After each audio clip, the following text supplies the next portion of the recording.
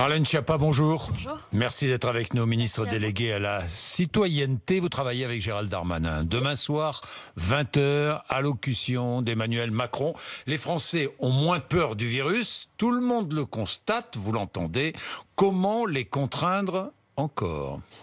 Alors je crois que l'idée, c'est pas forcément de contraindre encore. L'idée, c'est vraiment de partager avec l'ensemble des Français les données en toute transparence, comme c'est fait depuis le début de la pandémie. Régulièrement, le ministre de la Santé et le directeur général des services de la Santé continuent à s'exprimer. Mais là, je crois que l'idée du président de la République, c'est surtout de pouvoir donner des perspectives et donner un sens. Rappeler à chacun qu'on ne va pas être confiné éternellement, mais que le virus circule toujours et que donc il nous faut nous adapter à la circulation du virus et qu'il y aura des Dire aux Français où vous les conduisez. Exactement, où on va et quelle est la stratégie. On a besoin de clarté, Absolument. de transparence. Absolument, on est dans quelque chose qui est très incertain. On a découvert cette pandémie de Covid-19 et donc chaque pays dans le monde a dû s'adapter. Et donc là, le président de la République va redonner un cap, un sens et une vision de la stratégie globale pour vivre avec le virus ou malgré le virus. Alors, la stratégie en 3 temps, hein, on est bien d'accord. Premier temps, le week-end prochain, avec une probable ouverture des commerces dès samedi. C'est cela ? Alors, le président va s'exprimer, je vais exprimer avant le président de la République. Non, mais Marlène Schiappa, on sait bien. C'est la tendance vers laquelle le porte-parole du gouvernement a indiqué qu'on allait. Parce que Bruno Le Maire s'est exprimé aussi sur le sujet du calendrier des ouvertures.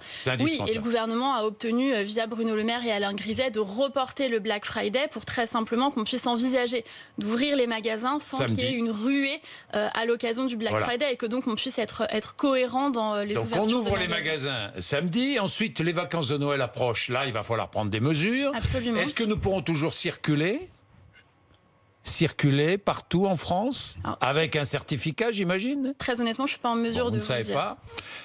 Vous ne savez pas. Le président va s'exprimer mardi. Bon, d'accord. 24 Et heures. les premiers jours de janvier, ce sera le 3e temps, si j'ai bien compris. Oui. Premier jour de janvier où on pourrait ouvrir, si, encore une fois, la situation sanitaire est bonne, où on peut ouvrir les restaurants, les cafés. Mais moi, je le souhaite de tout cœur parce que la situation est très difficile pour les gens qui dirigent ou qui travaillent dans des bars, dans des cafés, dans des restaurants, dans des hôtels.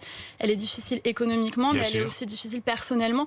Moi, j'ai rencontré un couple qui avait ouvert un petit bar-restaurant dans Paris juste avant les Gilets jaunes. Et ils m'ont dit, on a vécu les Gilets jaunes, le premier confinement, le reconfinement, la pandémie. Et donc, la situation, elle est difficile parce que ces gens qui ont envie d'aller travailler et qui en sont empêchés. Et ça, c'est extrêmement dur, y compris psychologiquement. C'est pour ça qu'Olivier Véran et Gabriel Attal ont lancé des dispositions pour soutenir les Français qui sont dans des difficultés de santé mentale ou dans des difficultés psychologiques face au confinement. Parallèlement à cela, le président de la République parlera de vaccins, de la vaccination, campagne de vaccination massive en France dès janvier. Vous feriez vacciner, vous ? Moi, je me ferai vacciner à titre personnel. Vos enfants aussi ? Bien sûr. Ah oui, je ferai vacciner ma famille. Dès lors que les autorités sanitaires... Moi, je ne suis pas chercheur, je ne suis pas épidémiologiste. Et donc, dès lors que les gens dont c'est le travail ont fait tous les tests nécessaires sur les vaccins et ont indiqué que les vaccins étaient efficaces et sûrs d'un point de vue sanitaire, bien évidemment, je me ferai vacciner. Le vaccin, c'est quoi ? C'est pas une fin en soi. Le vaccin, c'est pour éviter de tomber malade. Donc, j'aimerais qu'on évite de tomber malade et éviter aussi de faire circuler le virus et de contaminer les autres. C'est pour ça qu'on vaccine nos enfants contre pas mal de maladies qui ont pu disparaître ou en tout cas être réduites grâce à la vaccination. Marlène Schiappa, vous avez demandé au préfet d'accélérer la naturalisation de travailleurs étrangers qui sont en première ligne ou en seconde ligne. Et je pense à ceux qui travaillent dans des hôpitaux ou dans des commerces, certains commerces. Combien de naturalisations ? Alors pour l'instant, dans les remontées des demandes, nous avons entre 600 et 700 demandes de naturalisation qui sont toutes en train d'être étudiées une par une. Et je voudrais vous dire que le député Mounir Majoubi nous a interpellés sur le fait que nous avons voulu accélérer la naturalisation des personnes qui ont travaillé comme femmes de ménage, comme aides-soignantes dans les hôpitaux, comme médecins, etc. Il nous a demandé d'étendre les critères de naturalisation aux personnes qui ont travaillé en étant à leur compte, comme auto-entrepreneurs ou comme indépendants, et nous l'avons accepté. Et donc nous avons élargi les critères pour pouvoir accélérer cette naturalisation. Et juste en une phrase, rappelez que pourquoi je veux faire ça ? Parce qu'il y a des gens qui n'ont pas la nationalité française, françaises, mais qui pendant le premier confinement ont fait complètement part de leur engagement pour la nation et pour les autres, qui ont été en première ligne pendant que beaucoup d'entre nous étions chez nous. Et donc je crois que cet engagement, il mérite que la République fasse un pas vers eux et les accueille en tant que citoyens et en tant que nos compatriotes. Marlène Schiappa, il y aura des élections, peut-être probablement au mois de juin, les élections régionales, locales. Est-ce que vous êtes favorable au vote par correspondance ? Comme François Bayrou, qui défend cette idée. Moi, je vais vous dire... Oui. Permettez-moi une petite nuance. Sur le vote par correspondance, moi je suis favorable à tout ce qui peut permettre de renforcer la participation. On a vu que dans les dernières élections, particulièrement les élections municipales, il y a une abstention terrible qui fait que certains d'ailleurs contestent la légitimité des personnes qui sont élues. Donc philosophiquement, je suis favorable à tout ce qui peut étendre ce vote. Maintenant, moi je suis au ministère de l'Intérieur et quand j'interroge les services en leur disant comment on s'organise, puisqu'on a la responsabilité de l'organisation des élections, si on a les votes par correspondance, à l'heure actuelle, d'abord on n'est pas fondé à organiser matériellement. On est incapable aujourd'hui d'organiser un vote par correspondance. Alors, pour l'instant, on n'est pas prêt. En tout cas, je dis pas qu'on n'est pas capable. Il y a une volonté, il y a un chemin, mais on n'est pas prêt. D'une part. D'autre part, moi, je vais vous dire quelque chose. On s'est beaucoup battu depuis des générations pour que les femmes puissent obtenir le droit de vote, et ça a été fait en France et dans d'autres pays avant la France. Moi, je m'interroge sur les pressions qui pourraient survenir dans le cadre d'un vote par correspondance, y compris les pressions communautaire, par exemple, ou le fait que vous n'êtes plus tout seul face à votre vote dans l'isoloir. Le secret du vote, c'est un des fondements de la démocratie. Donc, si on peut garantir... Et un vote numérique. C'est la même question qui se pose. Si on peut garantir techniquement la confidentialité et le secret du vote, que chacun a le choix de voter pour qui veut voter, et pas voter comme sa femme ou son mari ou ses parents, etc., très bien. Mais si on n'est pas capable de le faire, je crois qu'il faut encore travailler sur cette question. Bien, la loi sécurité globale qui a été adoptée à l'Assemblée nationale. Alors, je rappelle l'adoption de l'article 24 en première lecture. 1 an de prison, 45 000 euros d'amende, c'est le délit. Le délit, le fait de diffuser des images d'un policier ou d'un gendarme dans le but manifeste qu'il soit porté atteinte à son intégrité physique ou psychique, je dis bien le but manifeste, la mesure ne peut porter préjudice au droit d'informer. Ça, c'est le texte. On est bien d'accord. C'est le texte, absolument. Bien. Alors, est-ce qu'on va pouvoir... d'ailleurs, parce que beaucoup de choses fausses ont été dites sur ce qu'il y avait dans le texte, donc je vous remercie de le lire et de le rappeler. Je regarde les choses, clairement. Et franchement, observer le comportement des forces de l'ordre, montrer des actions dangereuses ou hors la loi, est-ce aussi le rôle des journalistes, Marlène Schiappa ? Je vous pose la question. C'est le rôle des journalistes ? Moi, vous savez, peut-être que vous ne savez pas, mais il s'avère que j'ai 38 ans et que dans ma prime jeunesse, j'ai exercé d'autres métiers que la politique et notamment, j'ai été journaliste. Et j'ai même été co-directrice d'une petite agence de presse et j'ai écrit pour quelques titres de presse et quelques titres de presse en ligne. Et donc moi, je suis très respectueuse du travail des journalistes et de la liberté de la presse. Mais peut-être, est-ce qu'on peut rappeler qu'il n'a jamais été question d'interdire à des journalistes de filmer, par exemple, des manifestations. Les journalistes peuvent continuer à filmer tout ce qu'ils veulent filmer. Ils peuvent continuer à diffuser... Donc ils sont obligés de flouter. Alors, pas nécessairement. Là, ce qu'on voit, c'est qu'on demande s'il y a une intention manifeste. Je vous donne 2 exemples. Exemple 1. Vous avez un journaliste d'une chaîne d'information continue qui va filmer une manifestation, qui filme la charge, par exemple, de la police pour maintenir l'ordre dans la manifestation et qui le diffuse. Eh bien, il en a tout à fait le droit. Il n'y a pas d'intention de nuire à la police. Même en montrant le visage du policier. Absolument. En revanche... Il a le droit de diffuser des images. Un policier, par exemple, se conduit mal lors de la manifestation. Le journaliste diffuse l'image de ce policier avec son visage. Est-ce qu'il aura le droit de le faire, toujours ? Justement, je vous donne le 2e exemple. Le 2e exemple, vous avez quelqu'un qui, sur la base de cette diffusion d'images, fait un zoom, une capture d'écran, garde uniquement le visage du policier et sur une page Facebook, comme on en trouve parfois, qui s'appelle par exemple « Un bon flic est un flic mort » ou « All cops are bastards », diffuse la photo et parfois le nom ou parfois l'adresse du policier. Là, eh bien, on réussira, grâce à cet article de loi, à les poursuivre en justice et à les faire condamner. Ça répond au fait que nous, on a rencontré à la rentrée scolaire des petits garçons, des petites filles de 8 ans, 9 ans qui nous disent qu'à l'école, ils n'osent pas dire que leur papa est policier ou que leur maman est policière parce qu'ils ont peur que leurs parents soient menacés. Là, on porte atteinte à l'intégrité. Absolument. On est bien d'accord. Mais quand le journaliste diffuse l'image sur une chaîne nationale ou sur les réseaux sociaux, l'image d'un policier qui commet une faute et qu'on voit son visage, le journaliste ne sera pas poursuivi. Il y a une loi et donc maintenant le journaliste, il appartient au magistrat de dire si le journaliste sera condamné. Chacun peut poursuivre qui il veut poursuivre donc sur la base des lois. Donc on ne pourra plus montrer parce qu'on risque la condamnation. Non, pas du tout. Non. Marlène Schiappa. Je vais pas terminer ma phrase. Bah oui, maintenant, quand il y a une autre disposition qui est très importante dans cette loi, sans préjudice de la liberté d'informer. C'est-à-dire qu'à partir du moment où ça relève de la liberté d'informer, les journalistes sont absolument, les journalistes sont tout à fait même le visage du policier ou gendarme. Je vous renvoie au titre de la loi que vous avez lu. Je vous pose la question. S'il n'y a pas, qu'est-ce qu'elle dit cette loi? Elle dit sans préjudice de la liberté d'informer d'une part, et d'autre part, elle dit que l'intention manifeste doit être caractérisée. Si manifestement elle n'est pas caractérisée comme voulant nuire aux policiers, donc appelés à la haine, au meurtre, etc. Non. En revanche, ce que je vous dis, c'est qu'il y a des gens qui se servent parfois des images et des informations issues de reportages pour les isoler, pour identifier et appeler à la haine des policiers. Et ça, non, on ne le laissera pas passer et ça sera poursuivi et condamné. Pour être clair, pour couvrir une manifestation, les journalistes devront-ils se déclarer à la préfecture de police, obtenir une accréditation? Oui ou non? Non.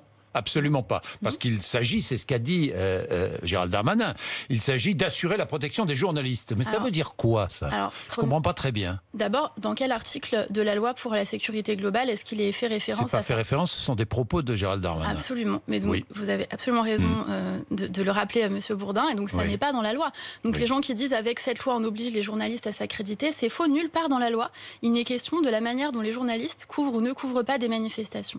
Qu'a dit Gérald Darmanin? Il a dit en présentant le schéma le schéma du maintien de l'ordre, qui est issu des travaux du livre blanc pour le maintien de l'ordre, il a rappelé qu'il était une possibilité, et non une obligation, mais une possibilité pour les journalistes, quand ils souhaitent se déclarer à la préfecture pour qu'on ne les confonde pas avec les manifestants, de le faire. Ce n'est pas une obligation, et la préfecture n'accrédite pas les journalistes pour les manifestations, et ça ne figure absolument pas dans la loi. Bien, Marlène Schiappa, en parlant d'une autre loi, un projet de loi, cette fois, c'est pas une proposition de loi, ce qui est bien différent, un projet de loi renforçant la République et contre le séparatisme. En fait, le séparatisme, on a oublié ce mot. Projet de loi confortant les principes républicains. Maintenant, bon, c'est tout à fait nouveau.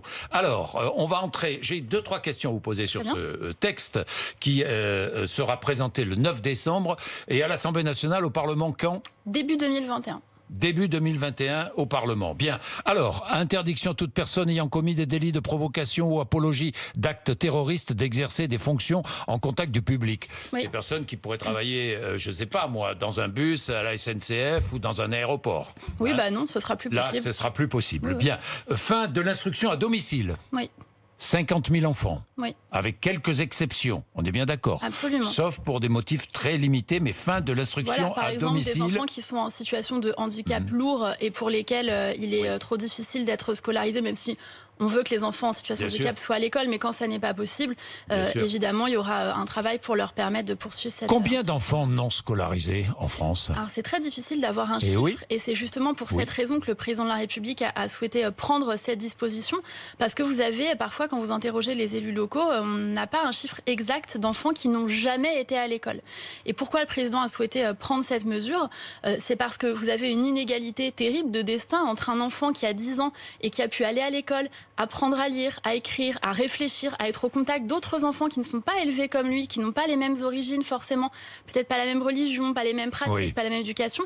Et de l'autre côté, vous avez des enfants de 10 ans qui n'ont jamais mis les pieds dans une école et qui sont, ce qu'on veut attraper, c'est non pas les parents qui font des écoles alternatives, des enfants fantômes, etc. C'est ce que dit Gérald Darmanin. Exactement, c'est tout à fait ça. Ce sont les enfants dont on ne connaît même pas l'existence et qui n'ont jamais ouvert un livre de classe. Donc chaque enfant aura un identifiant.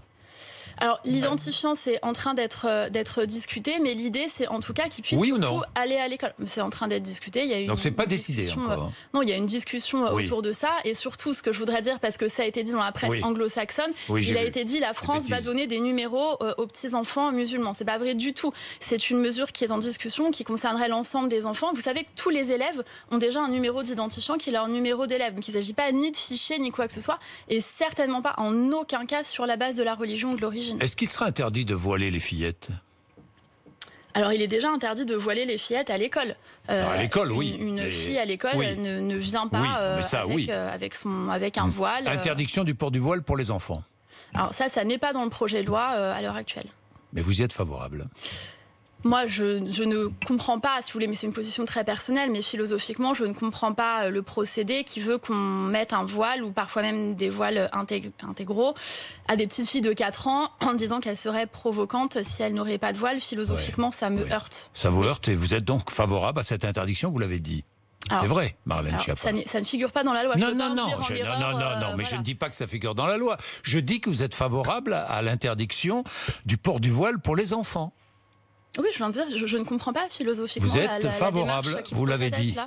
Donc vous êtes toujours favorable, vous n'avez pas changé d'avis. Bon, hein, on est bien d'accord. Polygamie, mariage forcé, recours aux certificats médicaux de virginité. Là aussi, il y a tout un tas de mesures. Hein. Absolument, qui visent à renforcer la dignité humaine et l'égalité entre les femmes et les hommes. On interdira les certificats de virginité. Si vous me donnez 1 minute pour en parler, parce que je regarde votre émission le matin. Et j'ai vu que vendredi matin, vous aviez absolument abordé... La défenseur des droits. Tout à fait. Qui ne comprend pas. Je ne suis pas d'accord avec elle. Et je vais vous expliquer pourquoi. Mais elle a tout à fait le droit d'exprimer sa position.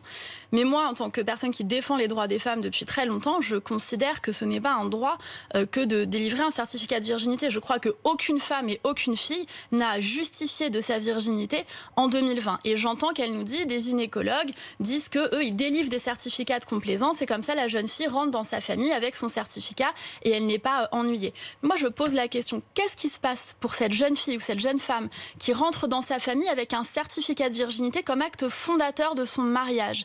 Ça veut dire qu'elle a un fiancé ou la famille de son fiancé qui considère que ce n'est pas lui manquer de respect que de l'envoyer se faire examiner pour qu'elle certifie de ce qui se passe dans son intimité. Moi, je crois que ça veut dire que cette femme, elle n'est pas promise à un mariage heureux et serein dans lequel sa dignité de femme sera respectée. Et puis par ailleurs, pour finir là-dessus, nous avons été alertés par des associations et par des gynécologues qui nous disent que parfois, il est demandé des certificats de virginité de complaisance pour dédouaner des agresseurs sexuels ou des violeurs dans la sphère intrafamiliale. Donc il n'y a que de bonnes raisons d'interdire les certificats de virginité et tout certificat qui n'a pas de lien avec la santé de la patiente. C'est ce que nous proposerons dans ce projet de loi. Est-ce que dans le projet de loi, il y aura l'instauration d'une rétention de sûreté des détenus condamnés pour terrorisme sortant de prison ?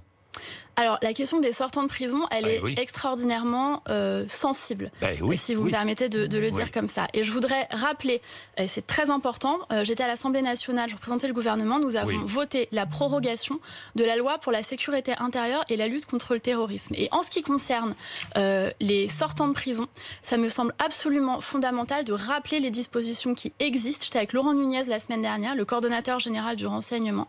Nous avons fait un bilan très précis de ce qui se passe pour les MICAS. Les MICAS, vous savez, sont les missions de mise sous surveillance administrative qui sont ordonnées sous le contrôle du juge, plus facilement grâce à la loi, effectivement, et qui permettent une surveillance accrue de tous les détenus qui sortent de prison et qui étaient condamnés pour terrorisme. Donc on renforce considérablement les moyens qui sont mis en place, y compris via les services de renseignement, y compris, via cette loi. Bien, les violences faites aux femmes, je termine, plus 15% de signalements. Sur la plateforme en ligne des violences sexuelles et sexistes. Alors, 3 ans de travail, 400 000 Français qui se sont exprimés, c'est formidable, des associations, des entreprises, et qui font des propositions pour faire avancer les choses. Alors, 4 propositions. La première, la mise en place d'une plateforme appelée Mémo de vie. C'est en quelque sorte un coffre-fort électronique. Une femme menacée explique ce qui lui arrive. C'est bien cela, à l'abri du regard de son entourage. Oui, alors moi je voudrais rappeler que ce que vous évoquez, c'est la consultation mec.org. J'avais lancé, j'avais participé au lancement avec mec.org, qui fait ses propositions aujourd'hui au gouvernement. Nous allons accepter l'ensemble des propositions. Vous allez accepter les 4 propositions? Oui, avec Éric Dupond-Moretti, avec Elisabeth Moreno, mes collègues sont impliqués là-dessus. Cette proposition, cette consultation citoyenne, elle vient en plus du Grenelle des violences conjugales, et notamment en ce qui nous concerne, le ministère de l'Intérieur. Le ministère de l'Intérieur a travaillé avec des associations féministes pour créer des MOOC et des formations continues qui viennent en plus des 120 heures de formation initiale de la police et de la gendarmerie pour mieux accueillir les femmes dans les commissariats. Alors, ces documents pourront être stockés dans cette plateforme, à l'abri des regards, encore une fois. Deuxième mesure, loger à l'hôtel les victimes des hôtels qui ont des nuitées libres. Alors, c'est quelque chose que déjà le gouvernement a mis en place au précédent confinement, en partenariat par exemple avec l'Olympique de Marseille, qui a gentiment mis à disposition de l'État et des associations son centre d'entraînement pour y loger les femmes. Et j'étais en maraude vendredi soir avec Emmanuel Vargon et le préfet de la région Île-de-France, Marc Guillaume, et nous étions en train justement de travailler sur la manière dont dans des hôtels on peut loger des femmes victimes de violences ou des femmes qui sont à la rue avec leur bébé qui viennent de sortir de la maternité. 10 000 femmes par an. Et puis, formation à distance des policiers et gendarmes, c'est indispensable. Et puis, j'ai vu ce dessin animé c'est bien cela? Contre oui, les clichés sexistes. Mais c'est une proposition qui ressort de cette consultation citoyenne. Moi, je trouve ça assez positif de se dire qu'on va travailler sur la prévention et sur l'éducation et qu'effectivement, dès le début, on va accompagner ces enfants. Mais derrière, moi, ce que je voudrais vous dire, c'est que notre volonté, c'est de faire en sorte, en ce qui concerne le ministère de l'Intérieur, d'aller vers les femmes pour qu'elles puissent mieux déposer plainte et plus facilement, sans forcément pousser la porte d'un commissariat. Donc ces 4 mesures seront reprises par le gouvernement. Oui. On est bien d'accord. Je voudrais terminer en pensant aux enfants. Un homme qui bat sa femme, peut-il être un bon père? Non. Sans aucune discussion, et c'est pour ça que dans la loi issue du Grenelle des violences conjugales, nous avons prévu le retrait de l'autorité parentale. Ça m'a été inspiré par les auditions que j'ai menées avec la famille de Madame Julie Douib et le papa de Julie Douib à la garde de ses petits-enfants, des enfants de sa fille qui a été tué par son mari, et le père, l'assassin de la mère, le tueur de la mère en tout cas, qui est en prison, a toujours l'autorité parentale et prend toujours les décisions qui concernent l'éducation des enfants. Ça m'est insupportable, et donc nous avons décidé de renforcer la loi dans le cadre du Grenelle des violences conjugales. Et vous allez engager un partenariat avec Carrefour, j'ai vu, pour que les femmes puissent... Mardi, on lancera le FEC sur le site carrefour.fr, un partenariat avec la gendarmerie. Les femmes pourront déposer des plaintes et avoir des informations sur les dépôts de plainte tout en faisant les courses grâce à l'engagement de la gendarmerie nationale que je voudrais saluer. D'ailleurs, tout à l'heure, nous illuminons en orange la place Beauvau, le ministère de l'Intérieur, en présence de Sylvie Tellier et en présence d'une femme gendarme qui est très engagée contre les violences intrafamiliales. C'est un partenariat avec l'ONU, puisque l'ONU, autour du 25 novembre, propose à des grands bâtiments s'illuminer en orange.